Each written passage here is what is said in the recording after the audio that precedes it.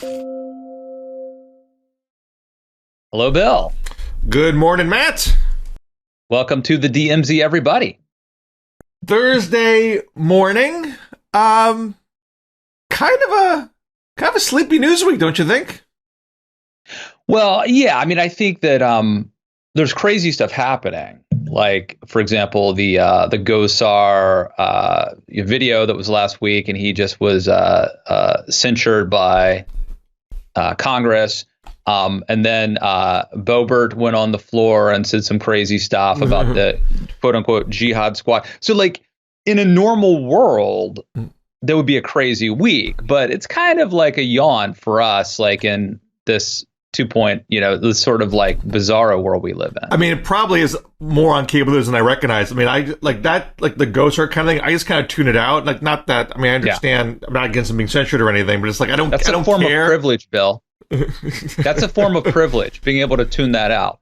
Well, I wouldn't write about it. I got nothing to say about it. You know, he did something awful and he gets censured. You know, end of discussion for me. There's no insight beyond that. But well, I do. His excuse is interesting. I don't know if you've caught this, but he made this like anime video where he kills AOC in the video. Right.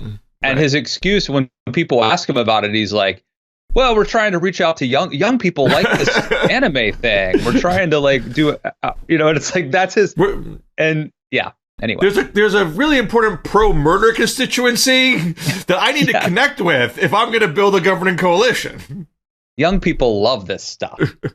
It's a weird thing. But yeah, so it's, and then I feel like when, I'm not sure when Joe Biden gave his Build Back Better speech. I think it was Monday, which was this week, but it feels like. Well, that was the infrastructure bill. I'm sorry. Bill signing. Yeah, the victory lap for the bipartisan infrastructure signing ceremony. Yes.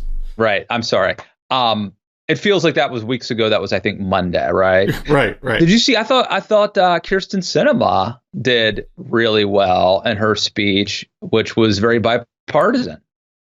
Well, I mean, I wrote this in June when they first had the tentative agreement, and I was already being billed as Sinema Portman, and I said this is validating the Sinema political worldview. I mean, she ran in 2018 as a bipartisan independent problem solver. A lot of people in the Democratic Party said, stop trying to be the maverick. You need to play to your base. Arizona's getting bluer. You need to juice. You need to get a Latino vote and Native American vote. Stop trying to, reach across the aisle. And if you do, we'll primary you. And she has ignored that consistently. And whether or not it's the wrong strategy or not, at the end of the day, she has gotten a great deal of validation, and not just in June, the initial agreement, but she held out to say, I'm not going to pass Build Back Better until you pass my infrastructure bill first.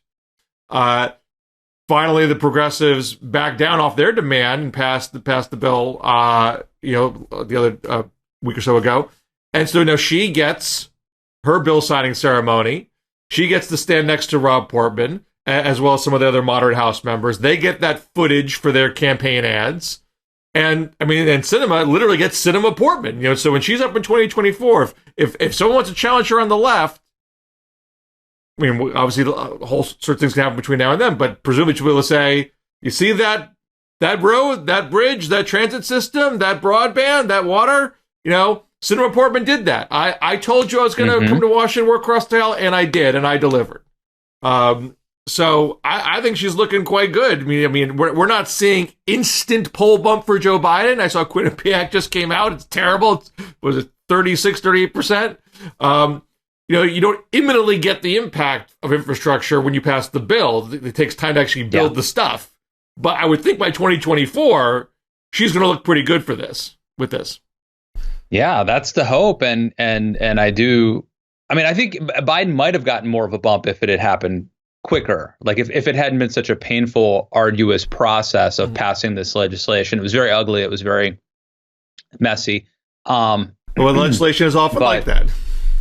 It is. Yeah, it is. But you're right. I mean, at some point, people are going to have bridges and roads and stuff and ribbon cuttings and all that. And, there are people who go to Congress for a career who never actually get any legislation done, certainly not of this magnitude. So, this first say term, what you will about Sinema. She has been in the Senate for less than 3 years, and she has her name on $1 trillion piece of legislation. I mean, that does not happen every day for every senator. Yeah. Say what you will about Sinema, but she put points on the board, and this will be on her permanent record, as they say. So, we stand for Sinema. We're on the record. We're on the record for that. So, Bill, you've been writing about inflation, and this is something that is somewhat complicated. It seems like it's not going away anytime soon, even though Biden has called it transitory, and I think ignored the warnings of some economists early on. But what's your take on what we're, is this a product of the supply chain, or is this too much spending? I mean, as I always say, not an economist. I'm not here to be the final arbiter of this question. There is a decent argument that I've read that this is really not so much American Rescue Plan, overstimulation. This is more pandemic-related supply chain disruption, which will eventually work itself out. So it may not feel so transitory right now, but like Paul Krugman had a column saying this is more like post-war 1946 to 1948 inflation than it is, 1970s inflation.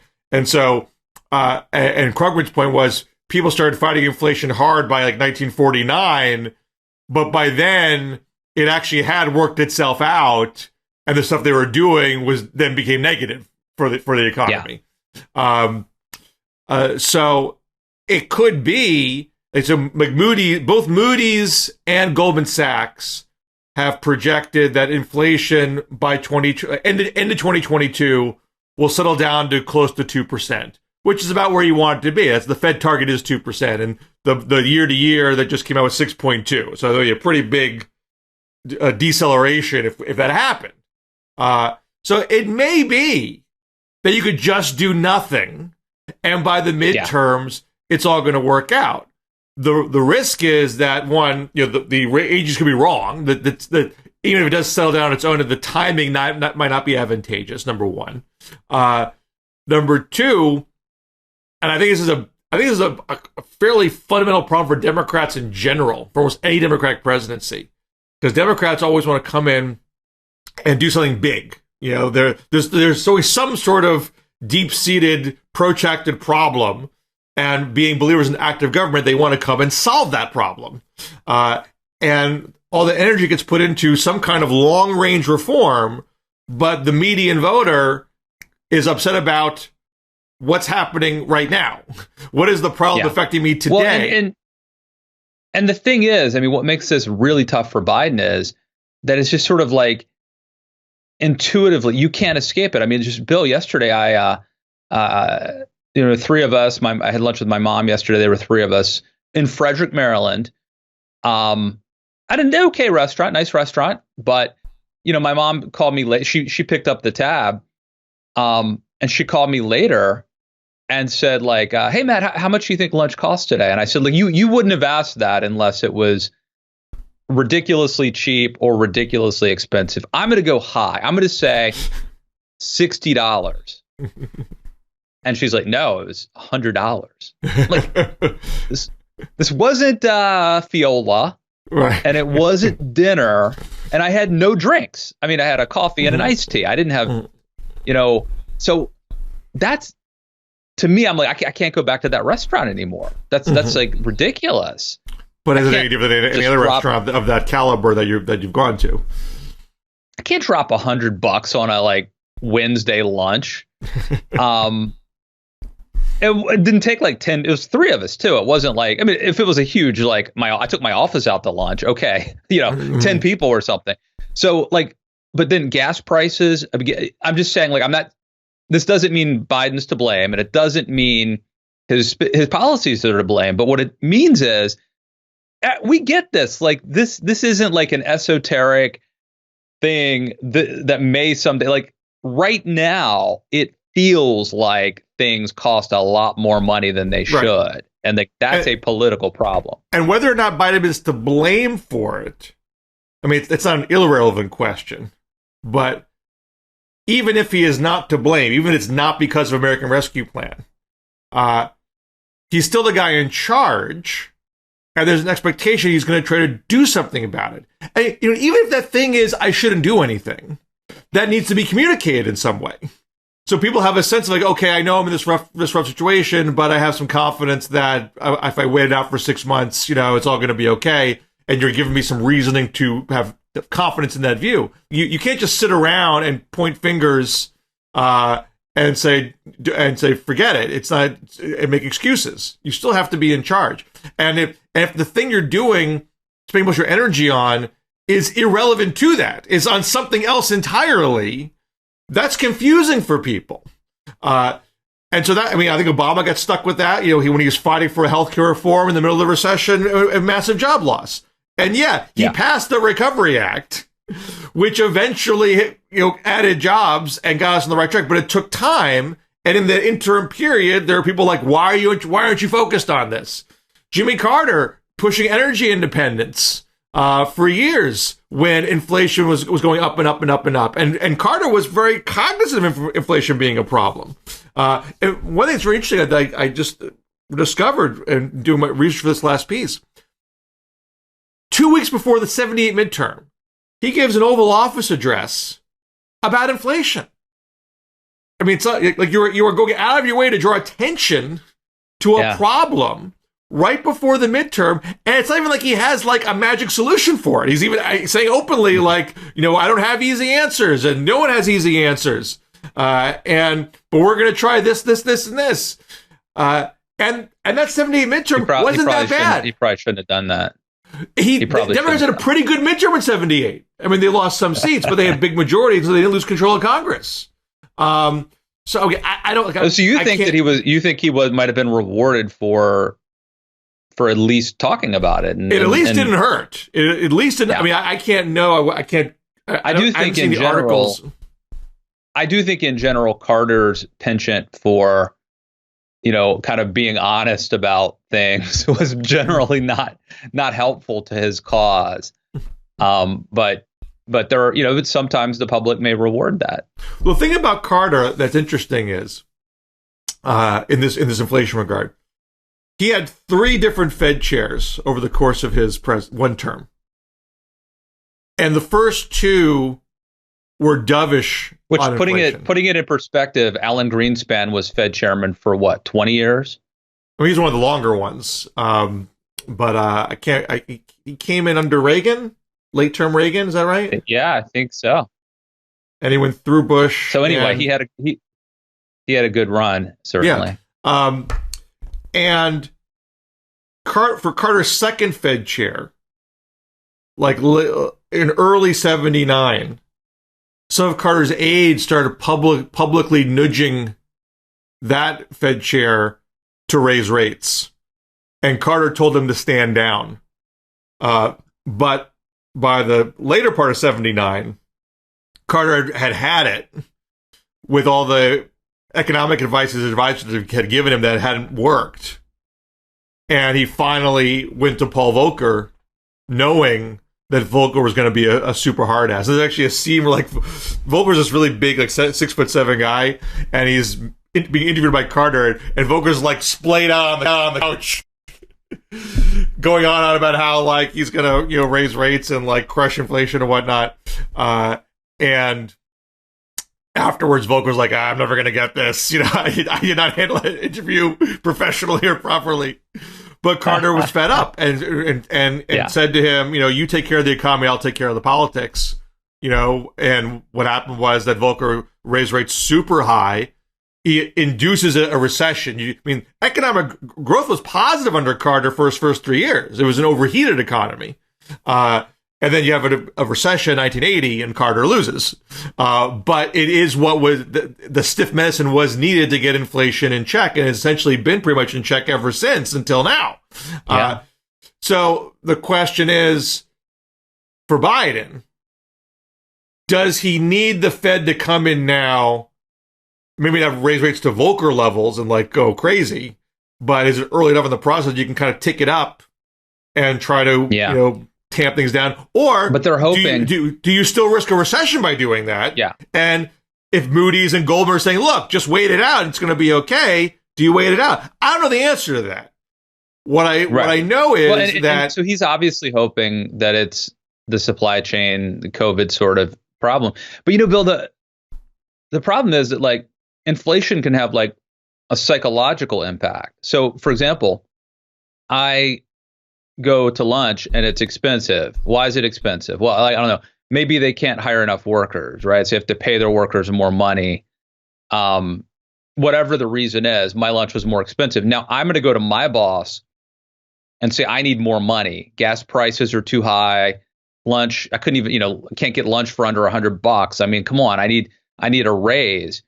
If that starts to happen, and then my company has to raise prices on, then you could actually have this thing kind of spiral out of control and take on a life of its own, even though it was started by something that wasn't because of overspending and was perfectly understandable and maybe even predictable given a global pandemic.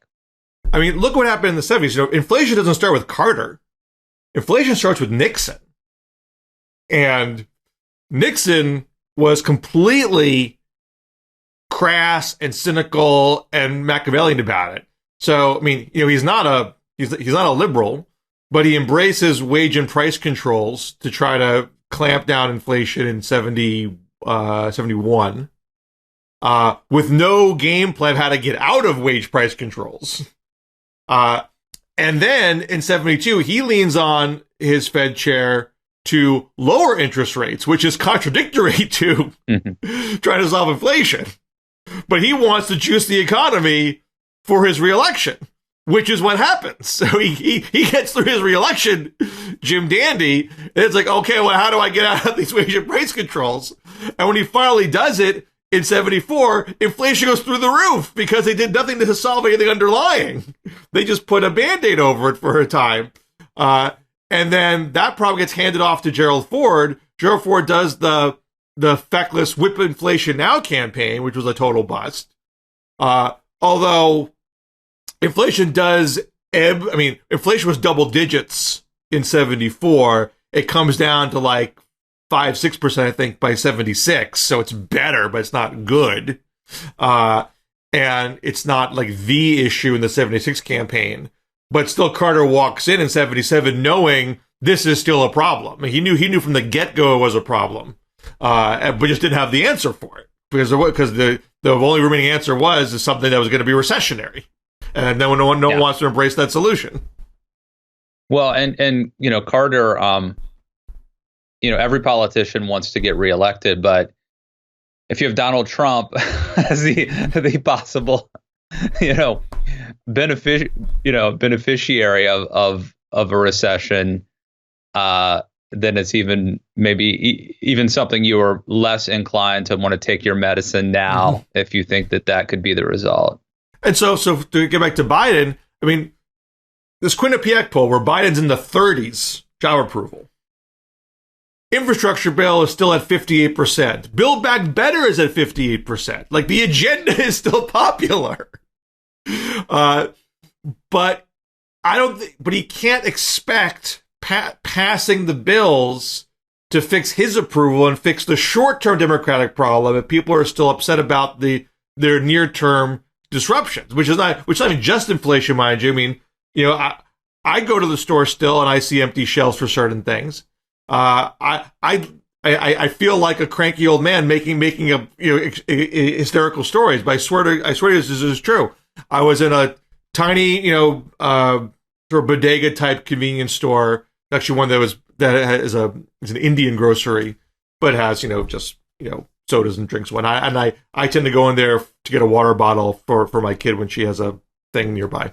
And I've been there 3 times. And that's where you buy your weed. This is like the third time I've been there in the past few weeks. I don't know if the person recognized me or what, but I was going looking for just a water bottle and I couldn't find one. And he said, "Are you looking for a water bottle?" "Yeah, I don't have any. I don't have any right now. I can't get employees to come to work or stay on the job, and so I'm stuck here, and I can't go out and like get the supply for the store." And so I bought like a liter bottle of seltzer instead of like a tiny bottle of water.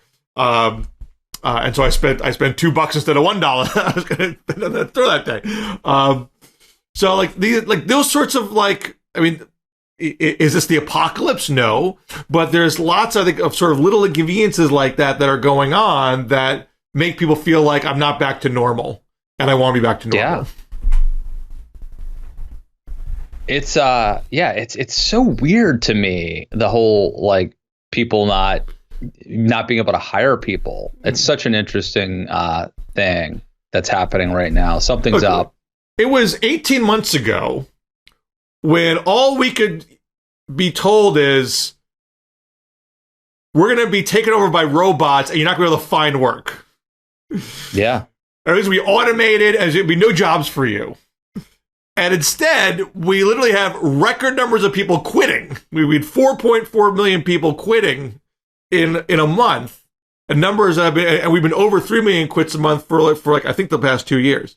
So I mean, it even goes a little bit, I think, predating the pandemic. I get it. Look, and first of all, number one, this will spur more automation, not less. But I get not wanting to work. Jobs suck. I worked at a gas station behind glass for 5 years. I was going to college at the same time, so it wasn't 40 hours a week. But I've worked at restaurants, and it's it's not great. Work is what is it that Jack Kennedy said? What was the line about, you've never worked a day in your life or something? And he's like, somebody came up to him and said, like, I tried it once, it's overrated, like, the Studs Terkel like work thing. It's I get why people don't want to do it. What I don't understand is how they can afford not to do it. Right. There's so many people checking out. And, I think you could argue when there were all these very generous COVID benefits, that maybe they could go, and plus when your kids are home from school, because of COVID, and you're getting some COVID stimulus checks but I don't understand how it is endured. Like, I get that people don't want to work, and I don't even fault them. I totally understand it. I don't understand how people are able to afford not working to this degree. Yeah, do you have a theory? I don't have a great theory. We're past the point of free government cheese, so you can't pin it on that anymore. We don't have the enhanced unemployment. I haven't seen a analysis done of the demographics of the quitters. I mean, maybe it's out there and I'm just unaware of it. I just haven't seen it myself. But I would like to see that, because I mean, look, 4.4 million people quitting. We're a nation of over 300 million people. There are a whole lot of people that don't have that luxury still. I mean, that could be that might still be a large but rarefied strata of people who have the luxury of saying, you know what, I can go for another few months without work. I got reserves. I can stay with friends. I can stay with my parents. I don't need to work at this menial job. I'm going to wait for something better. Or I got bored with this one thing and I want to switch it up and find something different. Yeah. There is a way of looking at this that's like, look, people were too consumeristic before. Now, one parent is going to stay home with we're going to tighten our belts. Like, we don't need to go to that $100 lunch. You know what I mean? Mm-hmm. Like, we're gonna make a little less money, but we're gonna be more focused on family and connection and things that matter. And like, we're not gonna be as consumeristic. Or on the other hand, now I'm gonna pursue a dream or something. Like, there's a lot of positive possibilities of this. If you're a conservative, whether you're entrepreneurial or whether you're just family values focused. But again, how do people pay the bill? Well, it's also, I mean, there's benefits from a liberal progressive standpoint. With workers being more demanding, puts pressure on employers to raise wages and benefits, to make and improve their workplaces. So, I mean, the thing that progressives have always wanted, stronger unions to give workers more bargaining leverage, at least for this. I mean, maybe it's not sustainable over a long period of time, but for the moment, they're getting the benefit of that without the unions. Because people are naturally kind of banding together and saying, you know what, I don't negotiate. You can negotiate and bargain on behalf of yourself. If you are in demand, if labor is in demand, then you can say, if you want me to work here, you need to pay me $15 an hour or whatever the market will bear. It's a free market. Right. And maybe maybe lunch costs $100. And, I think that there's been a sense that cheap consumer goods and a lot of activity is the thing that we ought to prioritize. Well, this is the other side of the coin. It's like maybe you have lunch less, you pay a little more, and the people who work there make more money. From a progressive standpoint, this could be a good. It may well be that, if once we're 2 years out of the pandemic, that we're going to come out of it better than when we came in, obviously, except for the people who, lives were lost and lives were damaged from poor health. I don't want to be glib about that.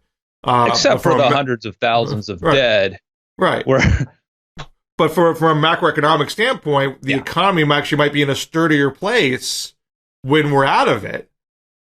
The risk for Democrats. I would hope that there is something of a silver lining if we go through this whole thing. That's some good. I mean, I can just tell you from a macro standpoint,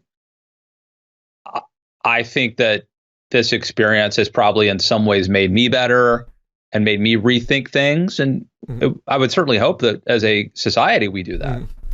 From a political standpoint for Democrats, if the timing of that is not ideal, if that's not evident by November 2022, and not just that you might lose that midterm, which is again very typical for a president's party to lose a midterm, but does the Democratic agenda get discredited?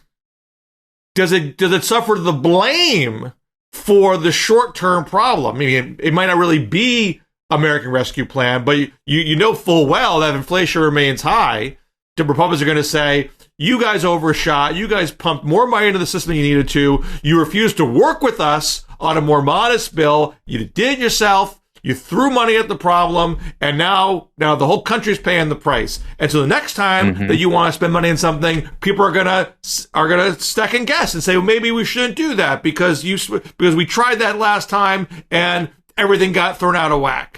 I think there's the Democrats and progressives need to worry. I mean, not to the point of paralysis. Not that they should shelve Build Back Better, but they should recognize that there's a potential for their basic belief system to get severely bruised, fairly or unfairly, because things might not work out as nicely and quickly as their policies would, otherwise do. I agree. But I would say this, and some of this may just be unavoidable for Joe Biden, right? But he invited a lot. I mean, you could trace the beginning of the end for Joe Biden to the Afghanistan withdrawal, which I always thought was a mistake to begin with, and which was incredibly botched. You've got the border crisis. You've got, the crime thing is probably something that Biden inherited. And then I think you've got the culture war all these stuff. Things are inherited. These are all inherited problems. Well, but some of them are,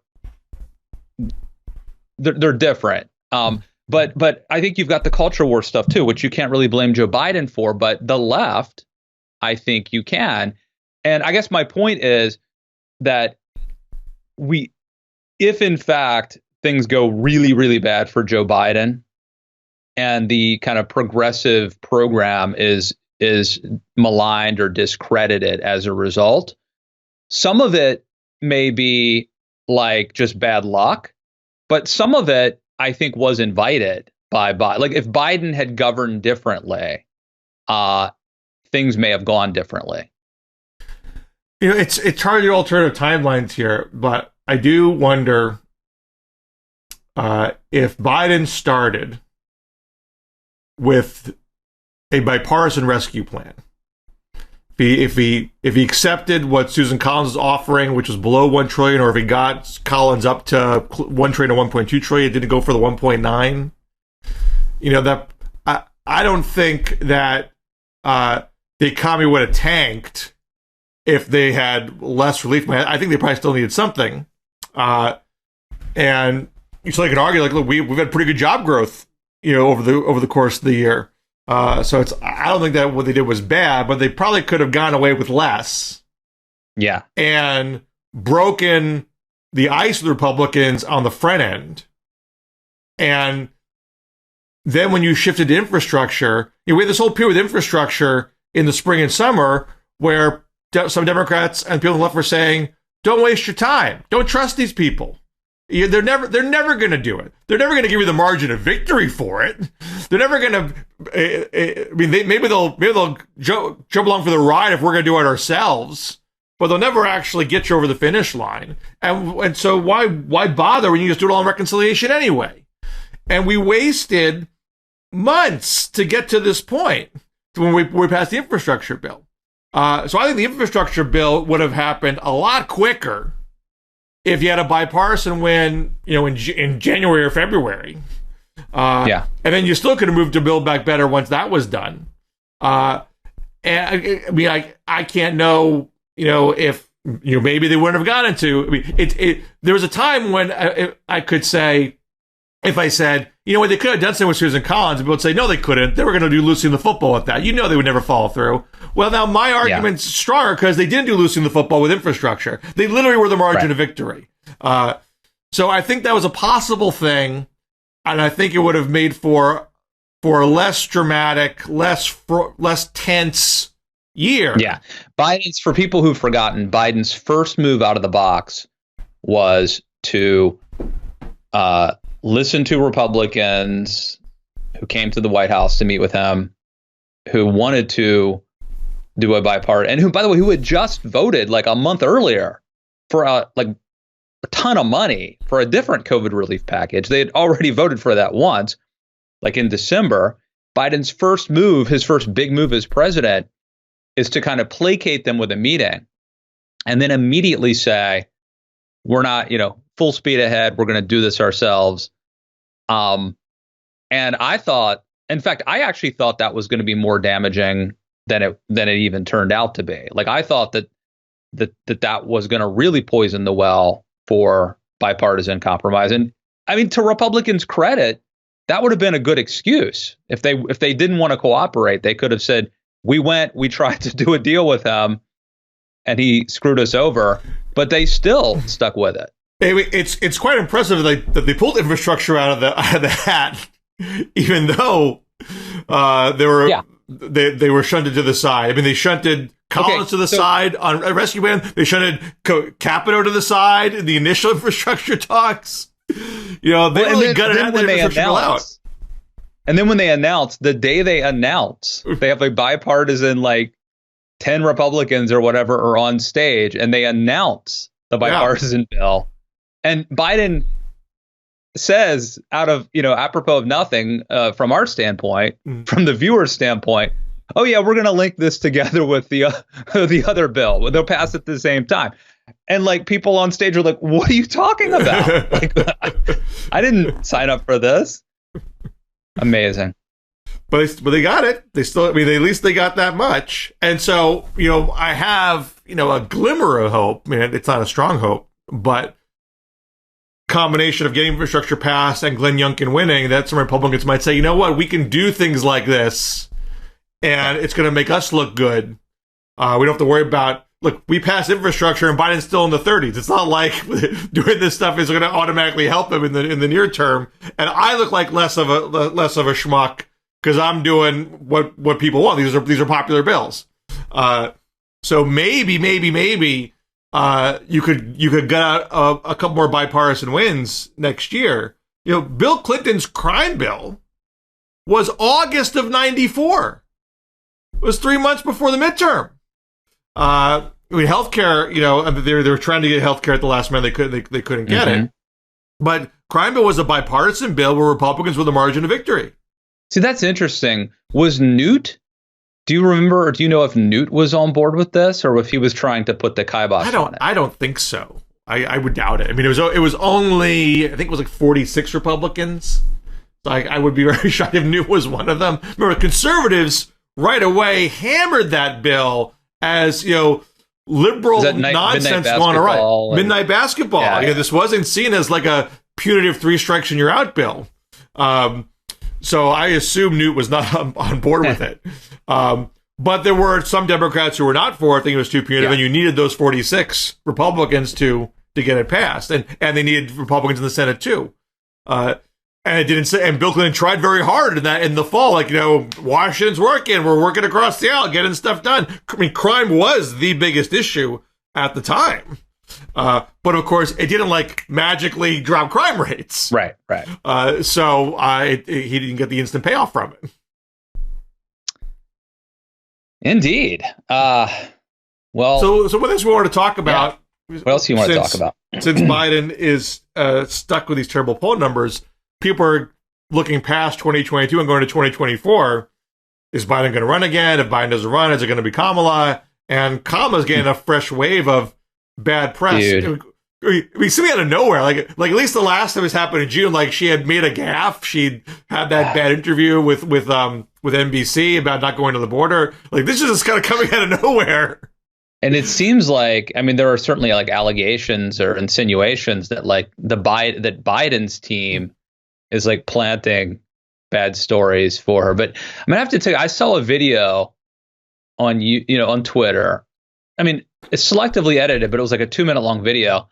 And I mean, it was like her just bullshitting, like, we got to come together because when we come together in unity, united, it's just like, it's like Selena, like from Veep. I mean, like just bullshitting, like coming up with stuff. Like it would be like if you told me, you need to get up and give an extemporaneous speech about, whatever, inflation for 5 minutes, like in front of a college class, no preparation.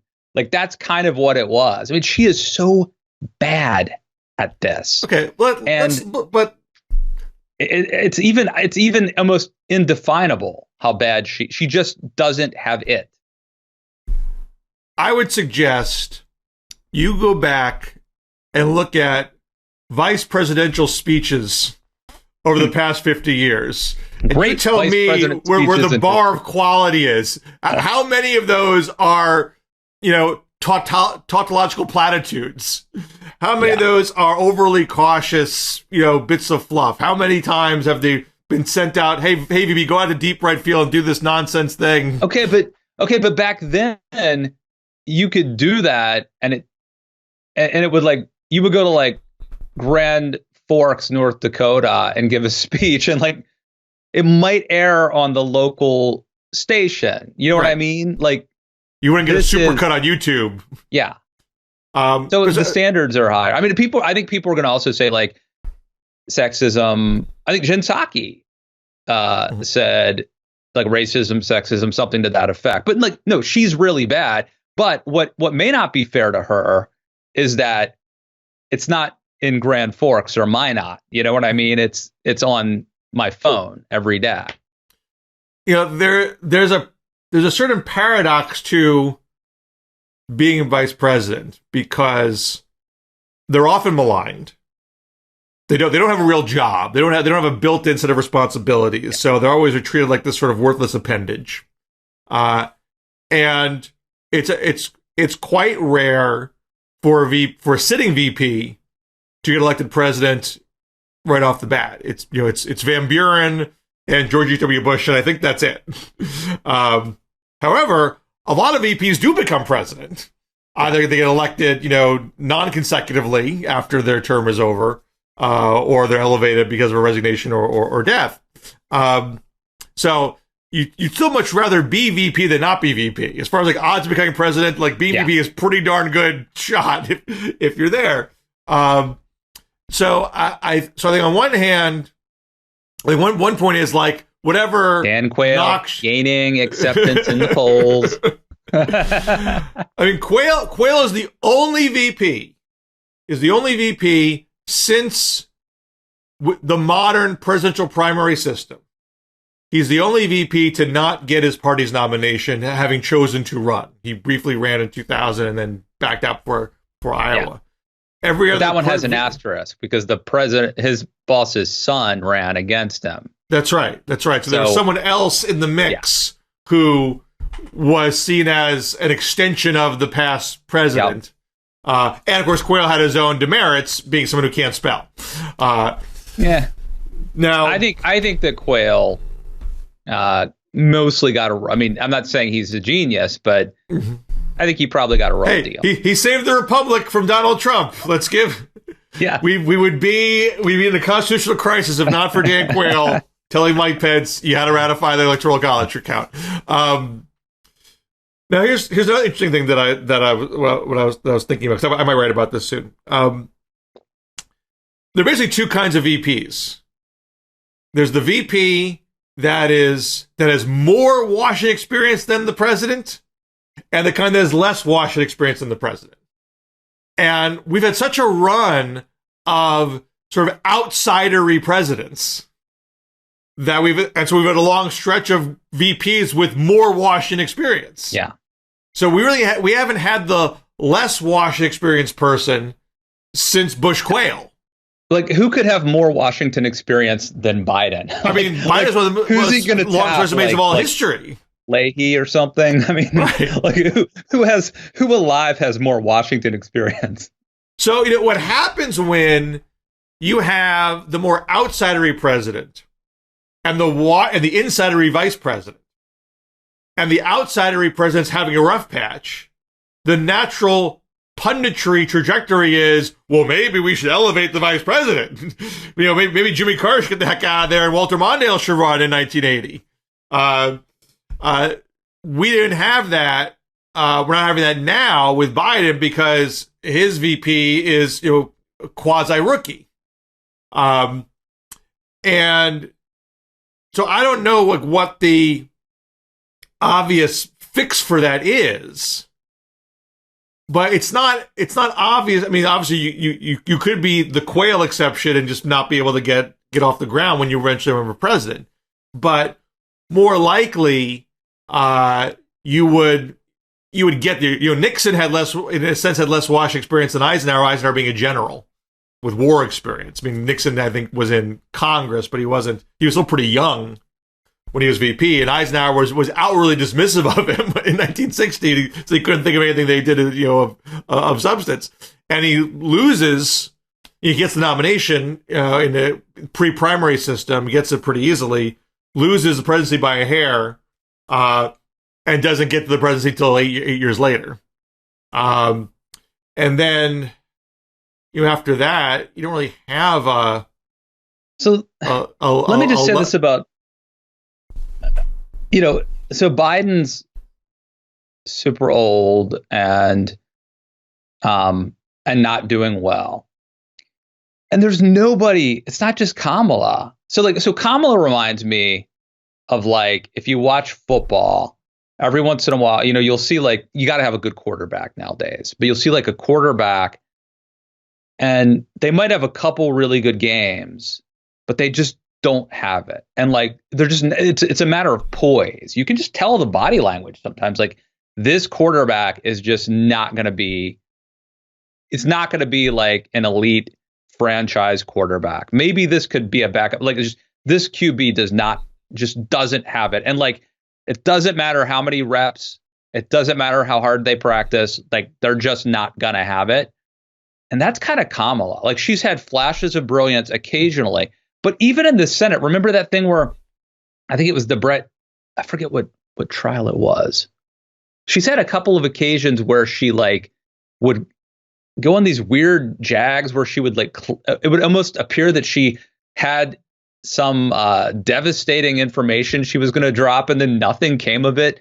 There's weird stuff like that. And it's just like, there's a demeanor, but put her aside. Like, what is it going to be?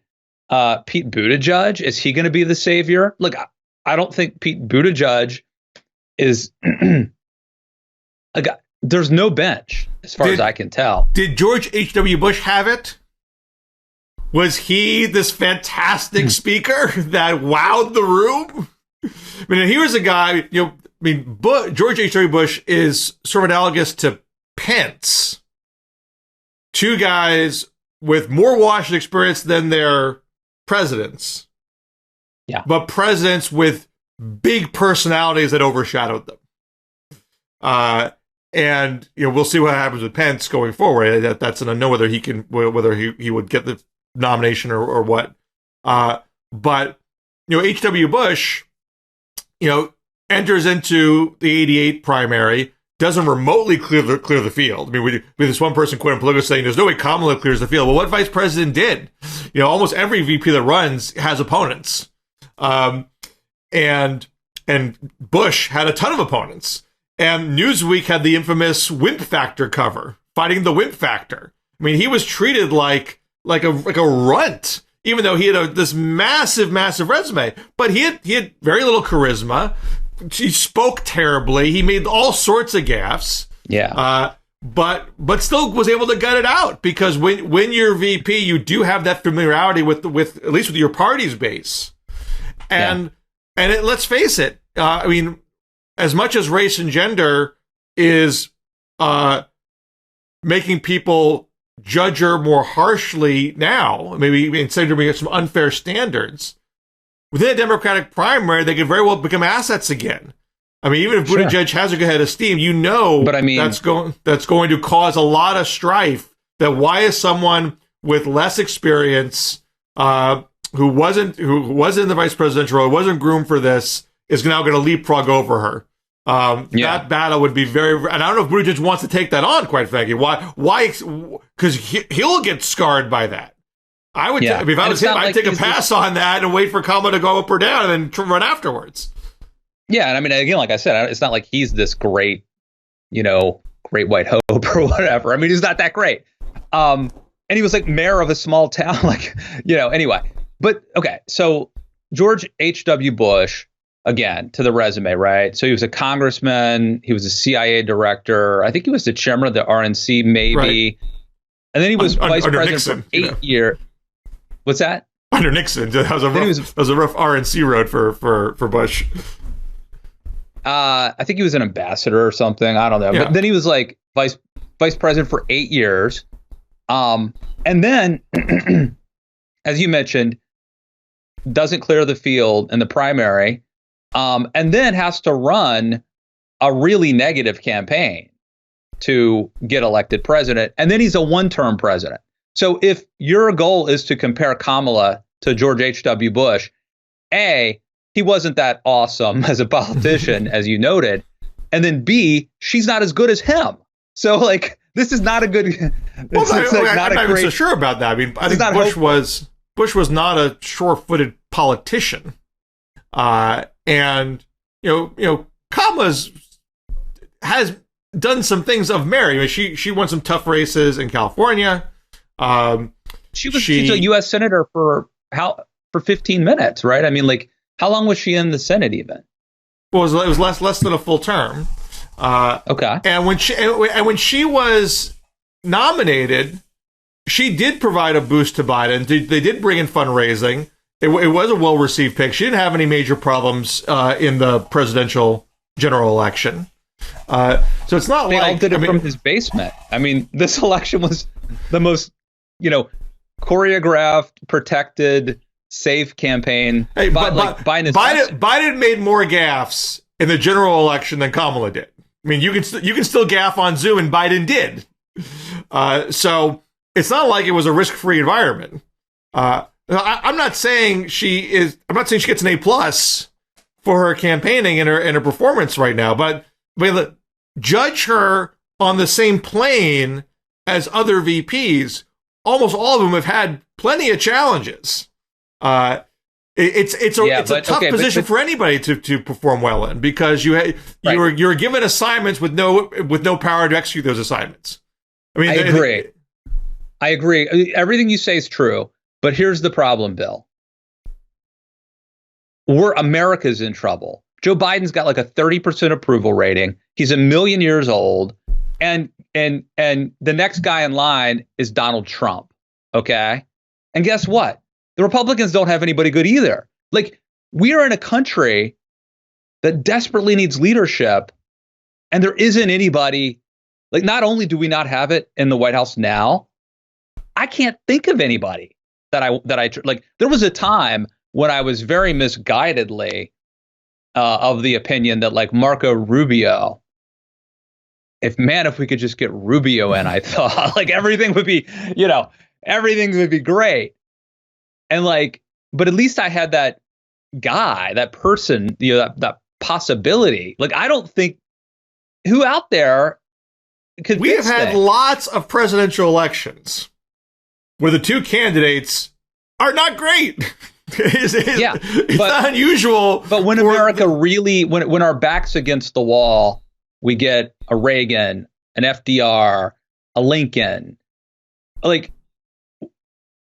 And now, don't you feel like our back's against the wall now? Like, we can't settle for a Harding.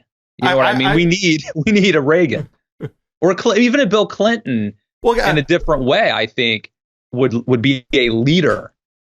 I mean, this is has been a tense time in the past years because of the pandemic. But as far as I'm concerned, like, I do see a lot of light into the tunnel here. Like, we are getting out of this pandemic. We are getting our vaccines. The political system, even under Trump, for Pete's sake, managed to infuse the economy with enough cash so we didn't all become destitute. We solved some big problems here.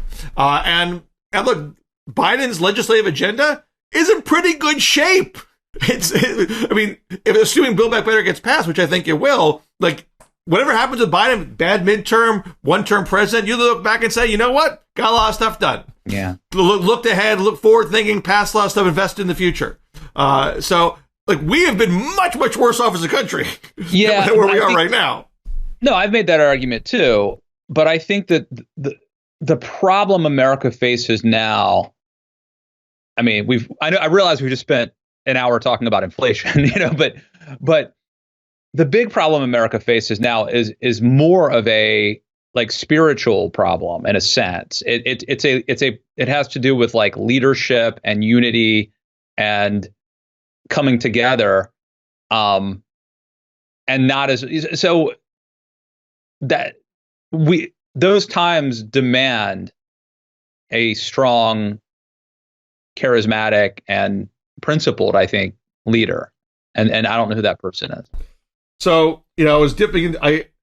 There's a whole bunch. I got 3 Carter books on my shelf. There's 2 new ones that came out in the past year. Is Kybert's the Outlier, and there's Jonathan Alter's His Very Best. But before then, there was this book called President Carter: The White House Years by Stuart Eizenstat, who was in the Carter White House. And I find I've not read it cover to cover, but this is such a well-written and detailed book. Every time I'm like, what did Carter do in that period? And I go to that section and I'm like, I get it. Like, it's like always there, like the details that I need. So what's really, like, what you just said, is very much what was on Carter's mind during the whole malaise speech period. And Pat Caddell, who was only 29 and was considered this wonderkind, was telling Carter all like you just said, that this is sort of like psychological depression in the country, this crisis of confidence. And Mondale was just beside himself that Carter was listening to this idiot and this psychobabble nonsense.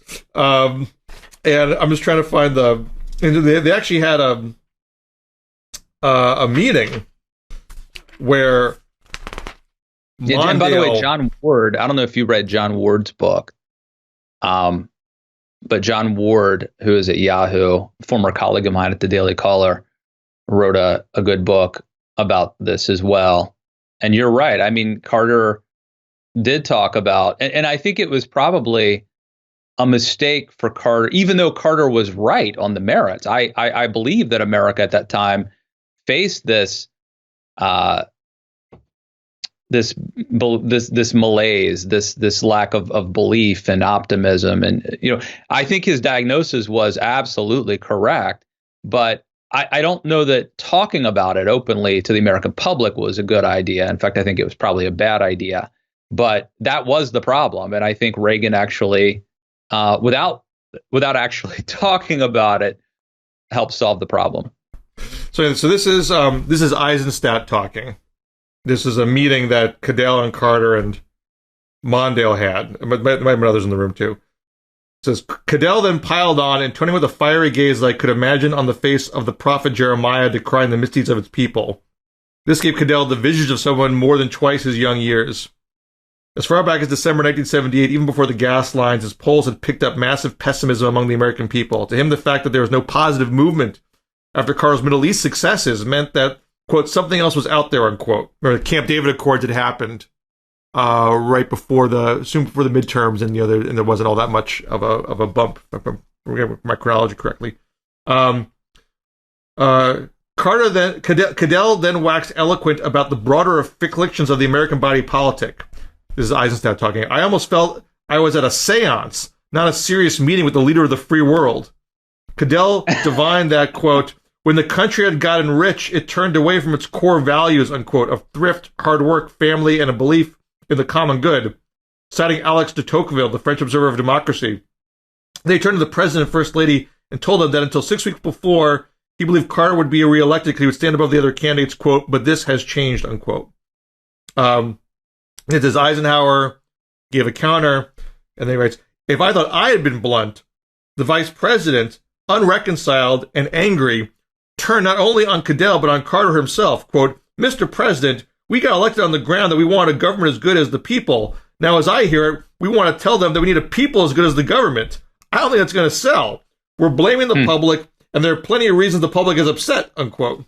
Mondale brushed aside Cadell's apocalyptic explanation of assassinations, Vietnam, and Watergate, and said plainly that people, quote, can't get gas, interest rates are soaring, basic industry is disappearing, people can't follow what's going on anymore. There's plenty of reasons for the American people to want answers without having their mental stability questioned. If we do that, I think we're goners, unquote. Yeah. I think Mondale had the right political instincts on that one. And then soon after, he privately talked about quitting Mondale. Yeah. And although he then said afterwards they were just blowing off steam, but that's how angry he was. And so what was interesting is that Carter takes Cadell's advice, gives that speech. It's a well-received speech. Yeah. And then he screws it up by asking his candidate for mass resignations, and it looks like the rudderless all over again. Now, what's interesting too is I just wrote about, my last column was about Richard Ben Kramer's book What It Takes from 1988. And Pat Cadell was an advisor to Joe Biden back then. Right. And right. And everybody who read the book 25 years ago, they remember, Bob Dole with the arm, and they remember Joe Biden losing, his wife.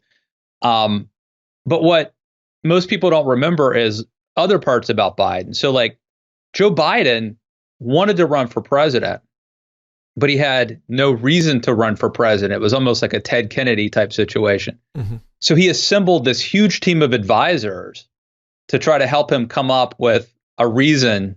Like before he like had a reason, he had the advisors. This is a point. And Pat Cadell heard this Genesis. By the way, Genesis was in Washington D.C. like this week, I believe, performing. He heard this song from the band, I guess the progressive band Genesis or whatever, called "Land of Confusion," I don't know if you know that song. You probably know that song, Bill. It was like very anti-Reagan, but but there was a line in there like about generational change and generational, transformation. And so Pat Caddell kind of alighted on that as the theme. And then, but the funny part is that like Biden had to like admit to him, like, I miss the 60s. Like I was wearing sports jackets in the 60s. And like, I was, I have no connection to this at all. Right. That's kind of the funny part. You have to read my column to, Richard Ben Kramer wrote it better than I could tell it. But the larger point is that like, Biden had this ambition, but didn't have a rationale for running. And you had Pat Caddell and this very kind of hippie, like, listening to Genesis to come up, like, and like watching movies like The Big Chill and listening to like rock music to come up with like a theme for a presidential campaign. He was an interest. He still is alive, right? He's an interesting cat, no doubt.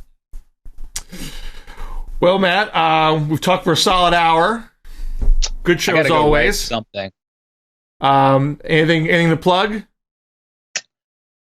No, just keep reading me at The Beast and check out my podcast. You can watch a lot of them at youtube.com/Matt Lewis.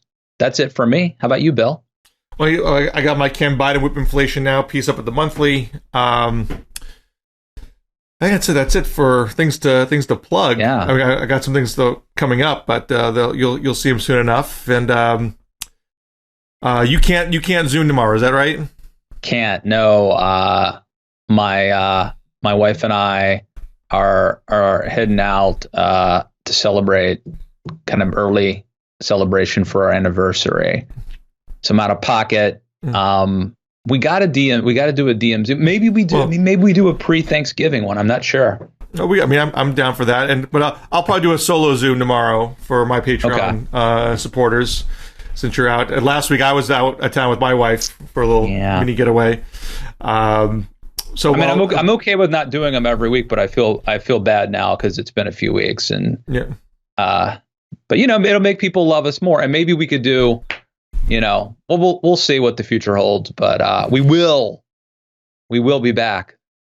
The boys will be back. I guess we need to figure out what our Thanksgiving week plan is if we're going to do DMZ, DM Zoom.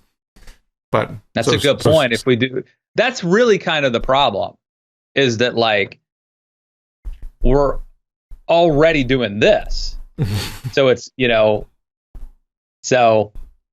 we should find a way to do these live with quit doing the DMZ and just make the DM Zoom our whole thing. All right, we'll work on a holiday schedule soon, and so I'll see you one way or another soon enough. Back here in the DMZ. All right. See ya.